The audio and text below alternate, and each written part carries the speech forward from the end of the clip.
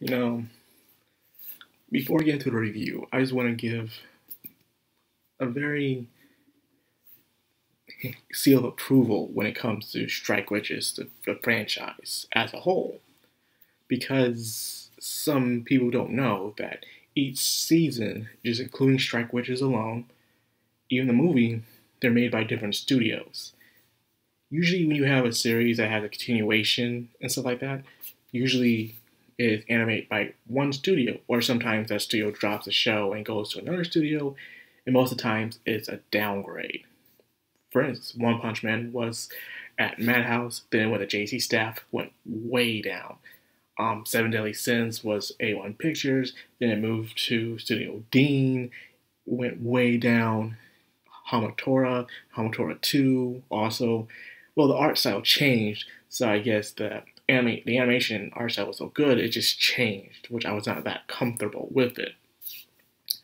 What I'm trying to say here is that usually when an anime switches studios, the art style change, the animation change, all that, and it's a complete and total downgrade. However, I'm very impressed when it comes to the Strike Witches series itself.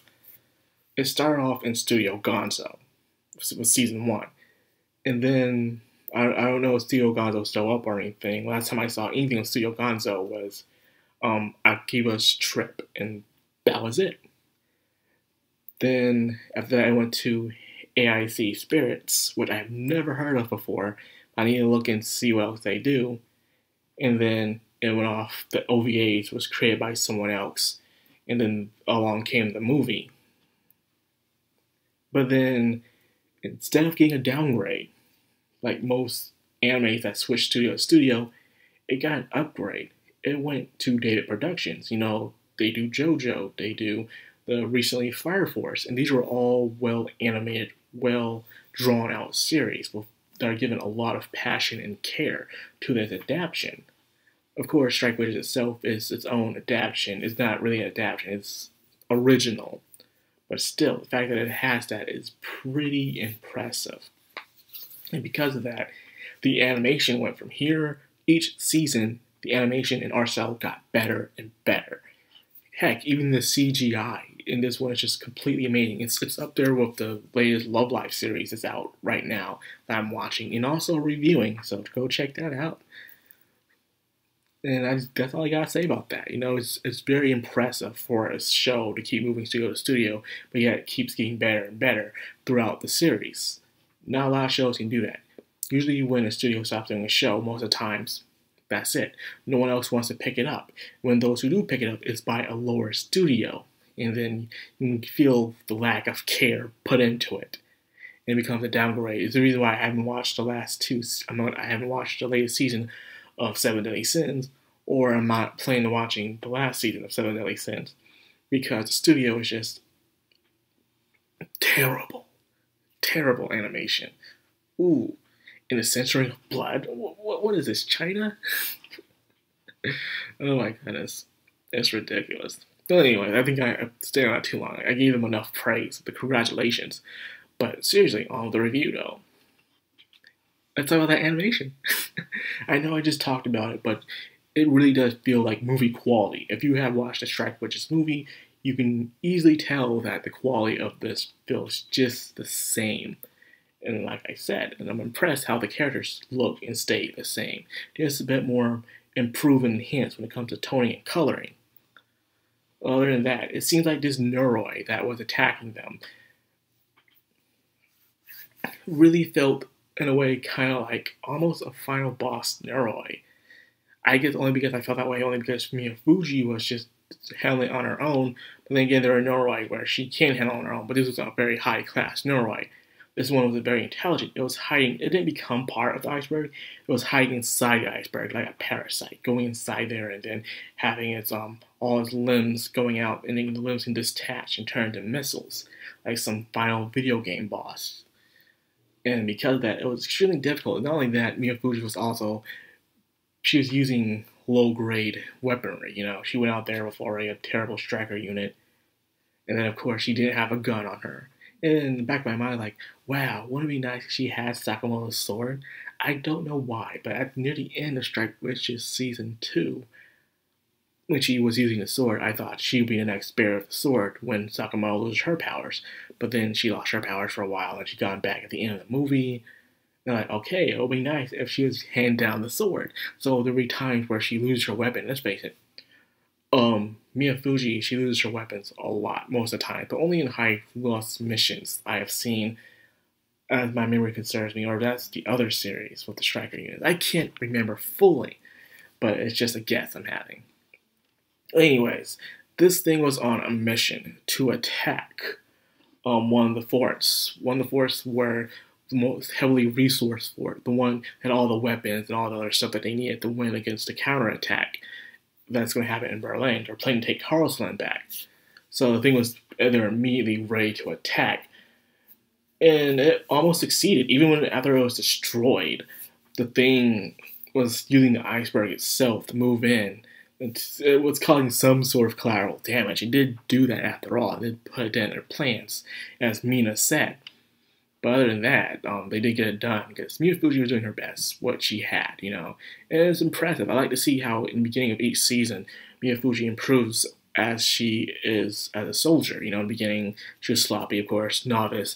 Then she's okay with it. And then finally, you see, given a movie, she was able to take down Norway with no powers at all, man. That was pretty impressive, even though it caused her a serious head damage. But in this one, she was doing okay on herself. Her power, her mana, is even stronger than it was before. So she can summon giant shields now. And of course, she can also heal as well.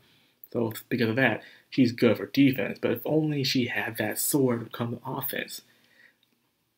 And yeah, spending too much time on that sword, I don't think it's ever going to happen, even though I wish it would.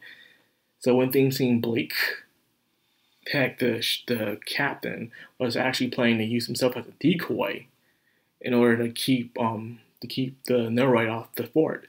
But instead, the Strike Witches, the 501st, came in, man. Mina, Barkhorn, my girl, freaking Erica Hartman. Hartman's awesome. I don't care what it says. Of course, her best friends, Lene, can't say it. Of course, Charlotte and Francesca also came along. And all the others, even Shizuka, the girl we saw from the movies. And that's the reason why I also like the movie, too, is how the movie, because most movies that are based off anime, they always feel like filler. You know, they have no attachment to the actual series. However, this one did, where it was actually, you know, it showed Miyafuji growing, it also showed her through a different perspective, especially with Shizuka, a very serious girl. And now she's here as well. So I'm glad she wasn't just this filler character. She's actually involved with the plot. She actually joins the 501st now because Sakamoto is not part of it. When they're showing the picture, they didn't really show Sakamoto. She's going to be a supporter and help out a bit, much as she can, but she's not be dumb to actually get in the way of everybody else, which is pretty smart. I do like that. You know, she does decide not to do, you know, join the fight fully. We'll see from here. So their plan, like I said before earlier, is to do a counterattack on the Norway to take back Karlsland, because that's where it first started, the impact and stuff. Like I said, I had crazy theories last video about the Norway and stuff, and I had some interesting things. I once went on a forum and put a theory about, hey man, what would happen if that the humans, Norway, like a very important Norway gem, crashed onto Earth, and the humans took it like they did with Genova and freaking Final Fantasy, and they're experimenting on it. So the other Norway are mad and they're trying to destroy it, but the humans are keeping it a secret from everybody, sort of within the circle.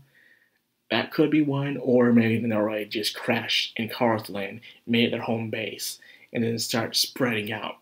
That too is also another option, which is probably the one, because the complicated ones are never the actual answer. They never are, and I hate that. Well, anyways, once again, I almost forgot about Strike Witches because, I don't know, I feel like it's been 2 weeks now. I guess only because the first episode came out early, and then they released it again in better quality last week. So that's the reason why I felt like 2 weeks have passed since Strike Witches came out. So that's probably the reason why as well. But either way, I'm glad I have to see it back. something I can review on Wednesday. Because Lord knows I review everything else between mostly the weekends, Friday, Saturday, and Sunday. So I'm glad I have something on the weekday to review as well. Fresh air. So anyways, are you hyped? Are you excited for Strike Witches? Because Lord knows I am. And we all know who are also why they're excited for Strike Witches if you are a fan of the series. Don't rat me out. Well, anyways, I hope you guys enjoyed this video. If you did, like, comment, subscribe, and of course, hit that bell icon. This has been Madcrownxox on Madman, signing out.